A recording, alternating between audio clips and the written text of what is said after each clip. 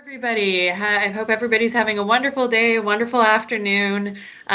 We are gathered today to have our February digital government update call. We've got a couple of great guests again today. So for the monthly call, we'll do our regular update on what's going on in the world of digital government in the BC government, and then we'll launch into a really great discussion around skills and digital skills for providing great services. I've got some lovely guests that I'm excited to introduce you to. We are going to be doing a bit of an interactive type session today, so I do encourage you to join us on Slido. We've got a couple of questions that we'll be posing you.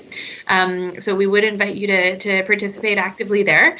So now is a great time to join us on Slido if you haven't done that yet.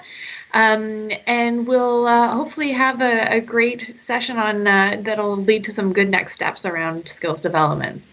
Just before we get to that, I'd like to provide just a few updates on digital government. So on your screen, you should see a slide that provides a bit of a reminder on the digital framework. So just as a reminder to folks, we have 4 big pillars that inform our approach to digital government. The first is around services to citizens. So really making sure that as we're adopting these new tools, we're doing so to provide great access to services for the people of British Columbia. We've got data and information. This is all the more important in light of our recent mandate letter commitments. Lots of interest in things like race-based data, gender-based data standards. So making sure that we are being strong data stewards and stewarding the information that we have to provide services. We're looking to be digital inside, so empowering public servants like yourselves to make good use of modern tools, and then being connected outside, so having those feedback loops with the communities that we serve. A couple of big updates on the digital inside side of things. We have a wonderful announcement. The GCIO just last week announced that we've improved access to cloud-based tools. So as I'm sure you all know, cloud-based compute and storage are really critical for modern digital services. So our OCIO has been working with the Government of Canada, with Shared Services Canada, and the province has successfully onboarded to the federal government's cloud brokerage. So that's really great news in terms of facilitating access to some of those modern tools. We can now use Government of Canada protected B level compute and storage, which aligns with our own privacy and security requirements. So really positive. The first service order that we've put through this new arrangement is with Amazon Web Services. So really good progress there. We're doing lots of work to make it as easy as possible for friends and partners across government to take advantage of these services. So piloting a service model and really trying to work out all the kinks as we move forward. We're piloting things with 2 teams, one out of the Ministry of Health and one out of the Ministry of Energy, Mines and Low Carbon Innovation. So huge kudos, of course, to the GCIO, to Hayden Lansdell, to the team over in DPDD, so Jen Lambert and Paul Roberts and all that team. Wonderful milestones there. A couple of other things that I wanted to flag in terms of updates. There's lots of great progress happening on data ethics. So some of you have heard me in the past talk about the importance of ethical AI, artificial intelligence, and the ethical use of data and data-driven technologies. This is really important in the public sector, and it seems like there's a bit of a policy gap often, particularly at the subnational level. So this is something that we've been making good progress on, and the team over in CERMO is working on a first draft of principles for data ethics. So wonderful progress there along that data and information work stream. And finally, I wanted to flag that there's been some good progress on common components. And I know that some of you are sort of rolling your eyes. You've heard of us talk about corporate enablers or common components or gubbins a ton of times. I'm really pleased to let you know that we are taking a good run at this. There was an excellent conversation at the Digital Investment Board a couple of weeks ago to really look at how we can improve governance and trying to build out that coherence that we're all looking for across across government and our digital footprint. So it's really quite exciting in that regard. Good progress, and that's my team here in the digital delivery unit that's looking to push on that. There are, of course, many common components already available and in place, and they're often supported by standards. So a good example would be the Provincial Identity Information Management Program, so IDIM. Same goes for Data BC, BC Mail Plus, all sorts of wonderful services that you can look to take advantage of. Next steps there, we are going to be looking to roll out some fairly lightweight governance in terms of reference, all that sort of thing. We're also going to try to practice what we preach in terms of getting some good success criteria and metrics so that we can be measuring results as we go. And we will be really looking to take a community-driven approach to this. So if there are teams that have interests or have experience working with common components, please get in touch.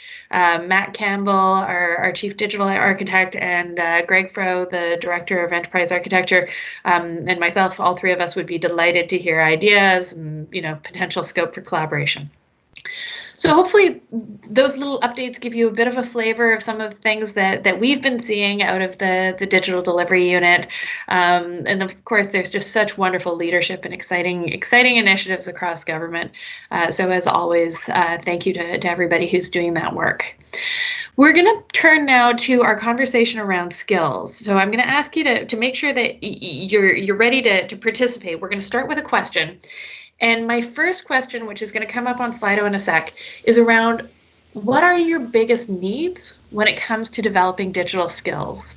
So if you can pull that up and just put your input in there. I'm going to also follow along because I'm very keen to see what people are thinking about on this front. And here we go. So please go ahead and input your question, your response as soon as you see that question. In the interim, I am going to go ahead and introduce our panelists today. I'm thrilled that we have three great panelists joining for the conversation on digital skills and digital talent. So we have our very own Derek Masselink, who is the director responsible for our brand new BC Digital Academy. So welcome, Derek. We're also joined by Liz McCowan from the Canada School of Public Service, so the Government of Canada. And I'm also thrilled to introduce to you Stefan Verelst from the GovLab in New York. And I've known Stefan for a number of years. He's one of the most seasoned digital skills people that I've had the pleasure of interacting with. So I think we're particularly privileged to have him joining us today. So just in case for Derek, Liz, and Stefan's benefit, I'm looking at the responses that have come in on Slido. And I'm seeing that people are saying that there's a lot of needs for self-directed learning, sort of the ability to go at their own pace. They're really interested in technical skills development. They need time. They need dedicated time to be able to do this stuff. They need work, the skills development around data literacy, data management, leadership, particularly digital leadership. They're saying senior leadership doesn't understand digital. Lots of interest around making sure that there's sort of just-in-time training in how to take advantage of GitHub, virtual meeting facilitation. So it's all sorts of different things. So with that, I'm going to open it up to you with a first question, and that is, why are digital skills important for the public sector in providing modern services? So Derek, let's start with you. Why do digital skills matter? Well, great to be here, Jamie. So I think the way we talk about this is that digital and data are core competencies and components of a modern government. So they're kind of essential to the way that we work right now. And you're probably watching me kind of, maybe I'm glitchy right now. We're still working things out. And we also talk about the need to retain and recruit talent in order to tackle the challenges. And folks have mentioned leadership. We want leadership that understands and kind of leverage these skills. And I think fundamentally the way that we're approaching this in the academy is that learning is kind of a key component of how we deliver services in the modern age. So Fantastic. Liz, at a national level, can you reflect on why do digital skills matter? Yeah, this is a fabulous question. So digital skills are all about the behaviors that are required to design and deliver services in a modern way. And I sort of wish that we had used the word modern rather than digital, because people think digital, they think technology. But what is a modern way? It's one in which our services meet our constituents' expectations, right? So I think we're good on that. Long gone are the days where we'd stand up a service and we walk away and come back 5, 10 years later to see how it's working. Citizens now, and us as well as citizens, we expect that our services are first and foremost designed with users and then iterated and improved frequently to adapt to growing and evolving needs. So this is a whole new way of working in the public service. This is not how we were taught. This is not how the public service has always worked. And hence the need for digital skills that enable us to work in a manner to design and deliver these modern services. But it gets worse. So although we're not AWS, we're not Amazon Web Services, our citizens don't care. They still have the right, and rightly so, to expect awesome services from us. And what's at risk if we don't modernize our services to meet those expectations? There's two things, trust and relevancy, the two things most important in the public sector. So therefore, digital skills are imperative for the public sector in order to maintain trust and relevancy with our constituents. Those are powerful words. That trust angle is so important. Stefan, you've been doing this work at a global scale. Why do digital skills matter?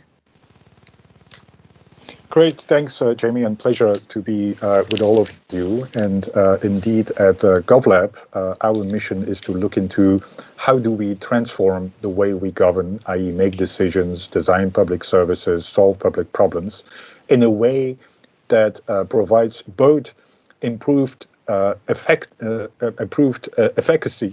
and also improved legitimacy. And so digital provides the opportunity to really improve the way we design services in a more effective way, but also a more legitimate way across the whole life cycle of designing decisions and designing public services, whether it's about identifying the needs and triaging who has the most needs with regard to particular kind of services, to communicating with constituencies in new and effective ways, to ultimately ideation and experimentation so that we actually know what works before we go big, for instance, to ultimately also monitoring and evaluating what works and what does not work. And so digital has a role to play across all those stages of designing services, solving public problems, and improving the way we make decisions. And the unique feature of digital is that it does not only make us more effective, but it can also provide us more legitimate because there is an extra level of accountability and transparency associated with it. And so being more effective, being more legitimate and innovative, that's what digital is all about. I love that. And I just love the GovLab's mandate. This idea of transforming the public sector for public good is just so inspiring and certainly resonates with, I think, many of us who have chosen to join the public sector. So thank you for your leadership there.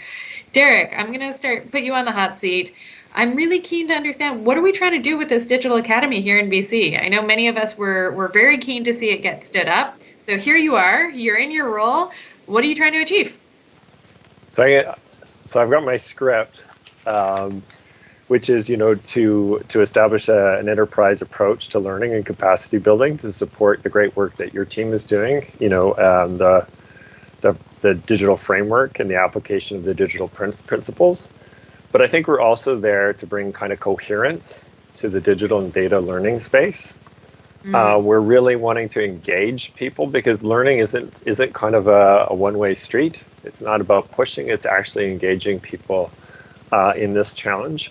And I think the other piece that I'm really interested in is how do we modernize our learning within government?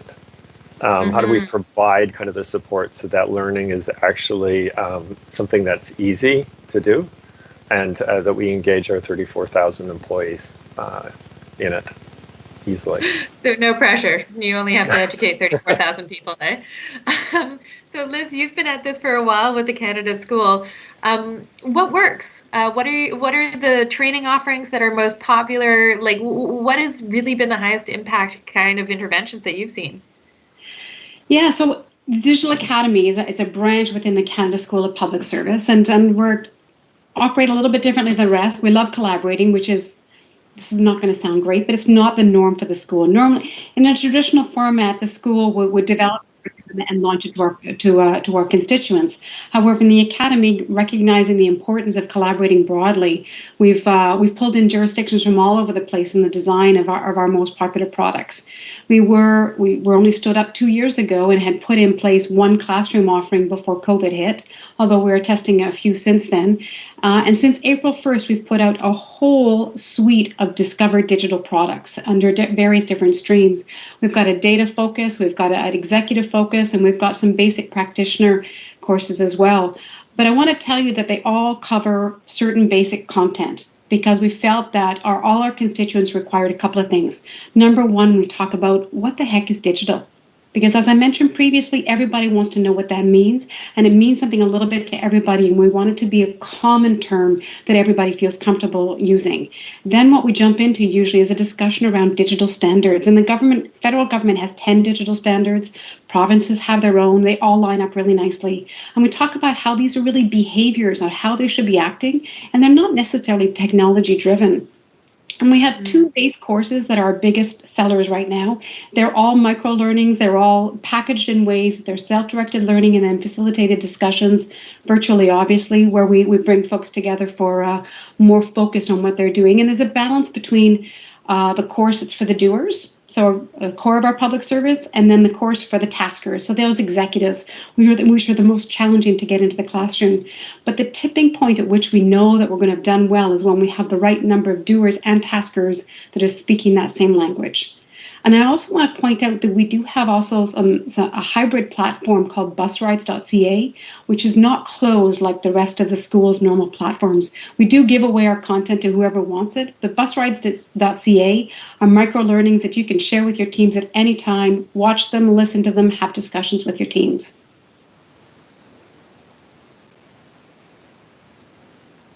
People can check that out. That's a wonderful suggestion. And I love what you just said around taking that ecosystem approach and not just having the doers, but the taskers also involved. That's fantastic. Just a flag to everybody, there are, feel free to put your questions up on Slido. We're monitoring those. But Stefan, the next question is for you.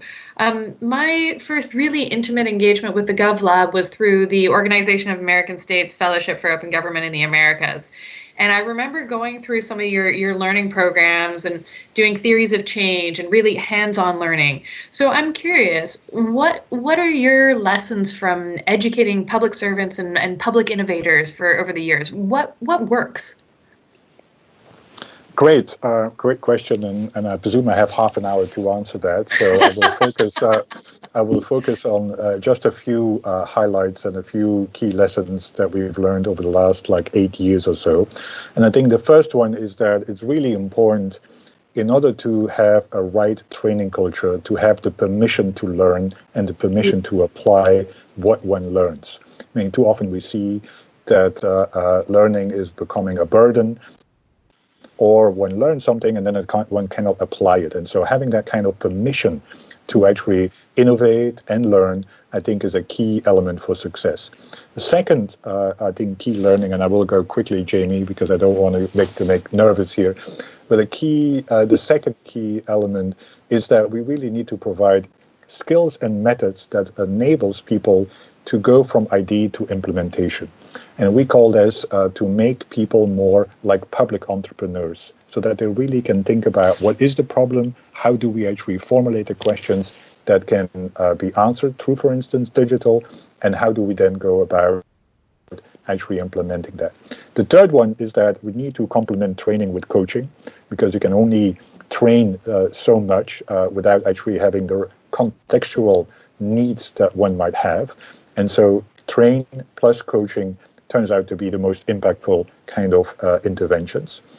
It's also very important to develop a portfolio of skills, not just one quantitative or qualitative skills.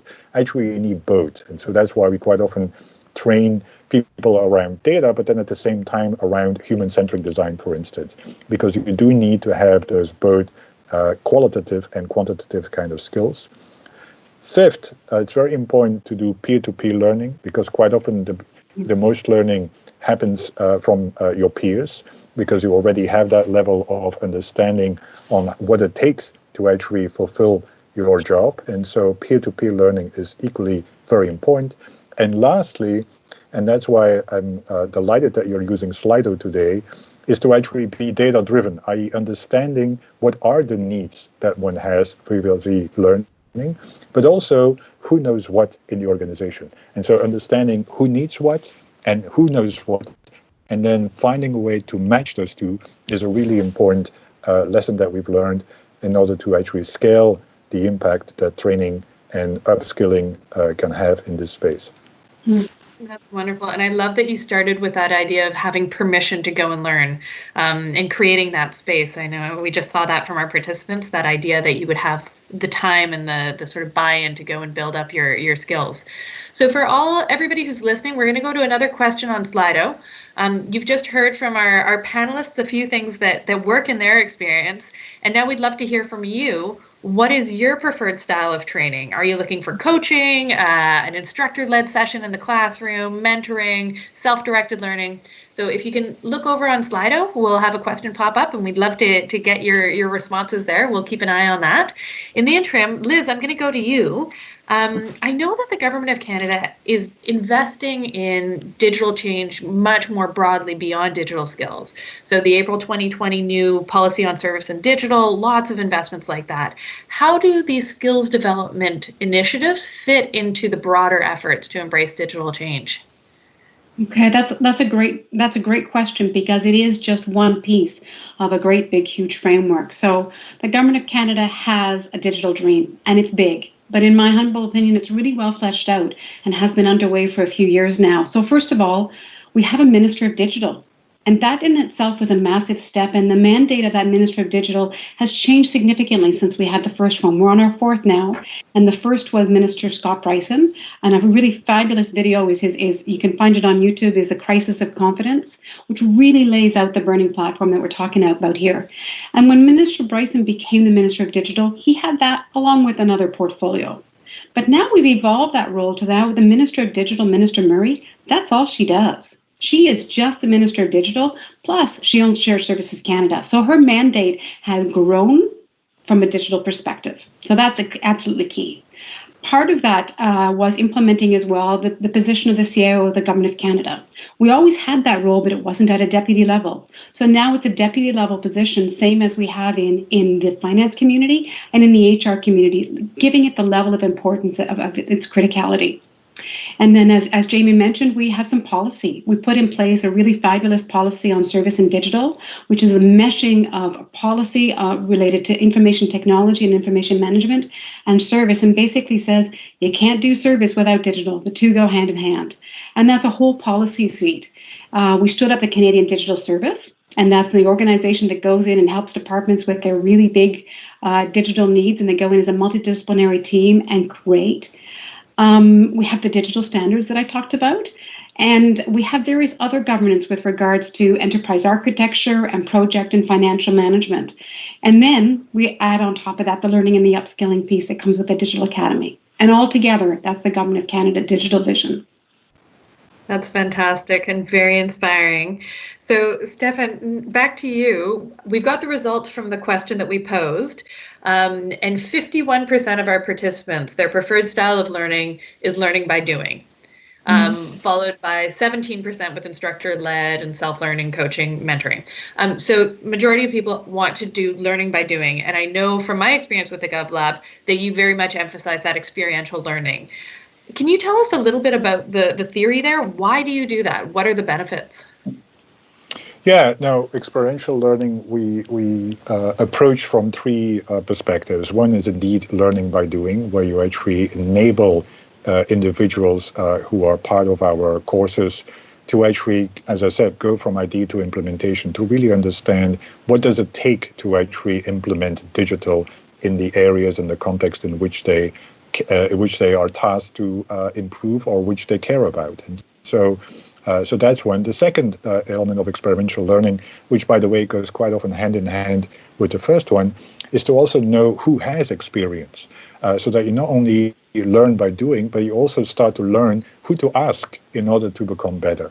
And I think that's a second, quite often misunderstood or not a well-developed experiential learning, so that you actually know who can you learn from. And that's why we always make sure that we are engaging with practitioners. And then the last one of experiential learning is to actually put yourself in the user and the seat of the user. So you also have user experience in order to really, for instance, define and design the service to the user in a much better way. And so that's, I think, how we approach experiential learning from those three angles. Fantastic. Next question, I'm going to go to Derek, and this is a bit of a tough one. This is an audience question. People are asking about, okay, so that's great that you've got all these digital initiatives, but we do need to have the broader sort of change management. We have to have executive buy-in. So what's your plan for getting some of those senior executives into the classroom? And like, what can we really expect from the Digital Academy in BC? Yeah, so thank you for asking for that. I got a magic wand. No, but I think actually building off of what Stefan and Liz talked about is like one of the things that we've got on our docket right now is standing up an initial training for leadership within the BC Public Service and working with the ADM level about kind of the why and the how. And we're really interested in folks that are actually, they've got this challenge. And how can we support them in that challenge? So both learning what their needs are, but also imparting some wisdom and some approaches to them. And we're hoping to, we're planning on doing that in March. So that's kind of first on our thing. So leadership, we've heard, is really important. But we're also doing kind of a needs assessment. We're meeting with what we're calling our representative group to understand what their needs are, and kind of mapping that out, and then starting to deliver some trainings that were happening in the lab and other places. And then what I'm really keen on is actually pursuing platforms that allow us to deliver this training and other trainings more effectively, whether it's a learning management system, whether it's a system that allows us to do this kind of matchmaking so that people can have kind of experiential opportunities. They can do that training. We can leverage temporary assignments and the like. We have people so that they're building their competencies where we need them within government. So those are some of the things that we have on our list. We have a small team. And the way we're doing this is like, actually, this is everybody's responsibility. It's not just the academy. It's not just somebody like myself. This is something that we have to do together. So I'm really excited to have people like yourself and Liz and Stefan. It's a rich community. It's a rich ecosystem that we can actually build off of. That's wonderful, and a great segue into another participant question for Liz. Lots of comments on the Slido around wanting to access some of the resources that you've referenced. And so there's a specific question here around, are you going to open up all your training? Can we take federal courses?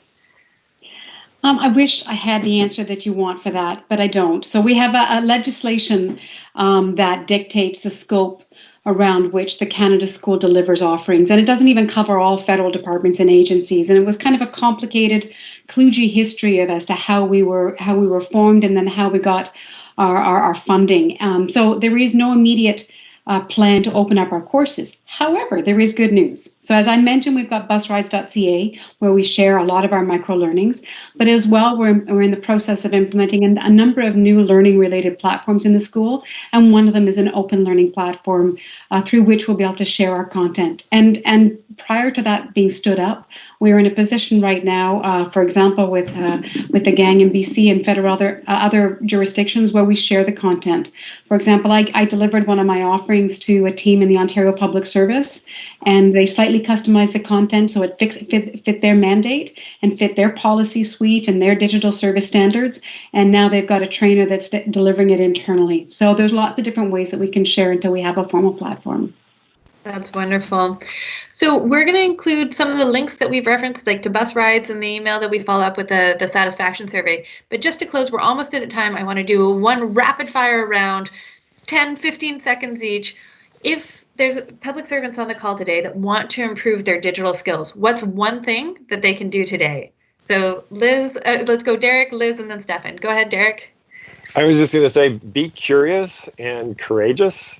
Try things out. For myself, I didn't consider myself to be digital, but here I am. So, excellent. Push yourself. Be curious. Great, Liz. Okay, this is the one that I use to drive myself. So in everything that you do, whether it's writing a briefing note, organizing all staff, reviewing a process, building a service, anything that you do, start small. Ask for feedback from clients, that's your end users, shift, adapt, and build, and then rinse and repeat. It's just over and over again. Keep on doing it. I love that agile mentality for sure. Stefan? So Liz just stole my answer, but there are others as well. And so I would say focus on the question that you seek to answer and formulate the question before you dive into the solution. And I think too often we assume that we have the solution without really understanding the problem and the questions that we need to focus on. And I think it helps if you know what you are seeking to solve. So start with why. I love that. Thank you to the three of you so much for sharing your time, your lessons, your wisdom. We very much appreciate it. On behalf of the BC public servants that were on the call today, thank you. And thank you to everybody for participating on the call today. It's a lot of fun to hear your views and to try to build our community and our ecosystem of change makers, of people who are really committed to delivering great services to the people of BC. So thank you and have a wonderful afternoon. Thank you.